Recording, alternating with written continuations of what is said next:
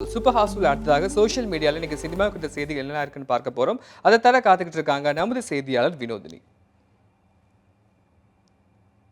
கண்டிப்பா அழகர். இன்னைக்கு சமூக வலைதளங்களில் பலதரப்பட்ட சினிமா செய்திகளும் பார்க்கப்பட்டு பகிரப்பட்டு வருது. அதில் முதல் செய்தியாகவே பார்த்தீங்கன்னா, அருள்நிதியோட நடிப்பில் இப்போ உருவாகிட்டு இருக்கக்கூடிய ஆறாவது சினம் படத்தோட டீசர் வந்துட்டு டிசம்பர் 31 வெளியாகிறதா இருக்கு.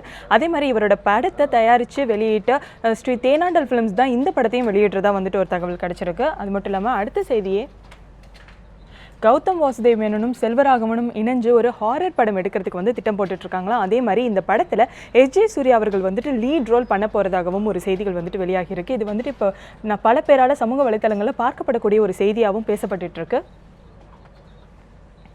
ஆலியா பட் பாலிவுட்டில் வந்துட்டு இந்த ஹீரோயினோட நடிக்கணும் அப்படின்னு சொல்லிட்டு பல பேரும் ஆசைப்பட்டு இருக்காங்க. அதே மாதிரி கோலிவுட்லேயும் நிறைய பேர் ஆசைப்பட்டு இருக்காங்க. அந்த வகையில் நடிகர் உதயநிதி ஸ்டாலின் வந்துட்டு இப்போ அடுத்த படத்தில் வந்துட்டு ஆலியா பட்டோட நடிக்கணும் அப்படின்னு சொல்லிட்டு எனக்கு ஒரு ஆசை இருக்குது அப்படிங்கிற மாதிரி ஒரு ட்வீட் வெளியிட்டிருக்காரு. இது இப்போ நிறைய பேரால் பார்க்கப்படுற ஒரு செய்தியாக இருக்குது.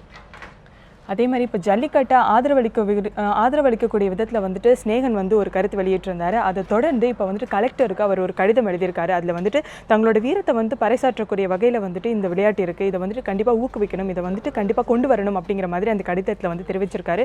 இதனால் ஜல்லிக்கட்டுக்கு வந்துட்டு இவர் ஆதரவளிக்கக்கூடிய ஒரு விஷயமா வந்துட்டு இது நிறைய பேரால் பார்க்கப்படுற ஒரு செய்தியாக இருக்குது. அதே மாதிரி இந்த கடிதமும் நிறைய பேரால் படிக்கப்படுற ஒரு செய்தியாக இருக்குது.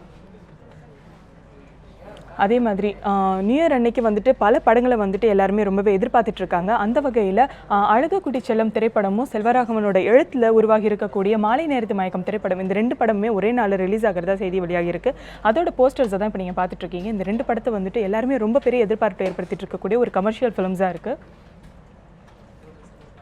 அதே மாதிரி பிரேமம் படத்தை யாராலுமே மறக்கவே முடியாது. மல்லுவுடோட எல்லா ரசிகர்கள் மட்டும் இல்லாமல் தமிழ்நாட்டோட ரசிகர்களையுமே கவர்ந்த படம் வந்துட்டு பிரேமம்.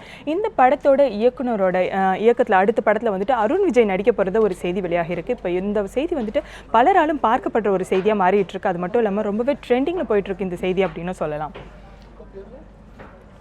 அதே மாதிரி அரண்மனை ஃபர்ஸ்ட் பார்ட்டோட படத்தோட வெற்றியை தொடர்ந்து அரண்மனை 2 வந்துட்டு உருவாகிட்டு இருக்கு, நம்ம எல்லாருக்குமே தெரியும். அதே மாதிரி இந்த படம் வந்துட்டு 29 ஜனவரி மாதம் வந்து எல்லா திரையரங்குகளையும் திரையிடப்படுது. இந்த படத்தோட போஸ்டர்ஸ் அண்ட் இந்த படத்தோட சாங்ஸ் எல்லாமே இப்போ வந்துட்டு ரொம்பவே ஹிட் அடிச்சுட்டு இருக்குன்னு சொல்லலாம். இதை தொடர்ந்து இந்த படத்தோட ஃபோட்டோஸ் போஸ்டர்ஸும் வந்துட்டு இப்போ நிறைய பேரால் பார்க்கப்பட்டு பகிரப்பட்டு இருக்கு. அதே மாதிரி இதுவும் ரொம்ப ட்ரெண்டிங்கில் போயிட்டு இருக்கு. இந்த மாதிரியான சினிமா செய்திகள் தான் அழகர் இப்போ வந்துட்டு சமூக வலைத்தளங்களில் ரொம்ப பரவலாக பரவப்பட்டு இருக்கு.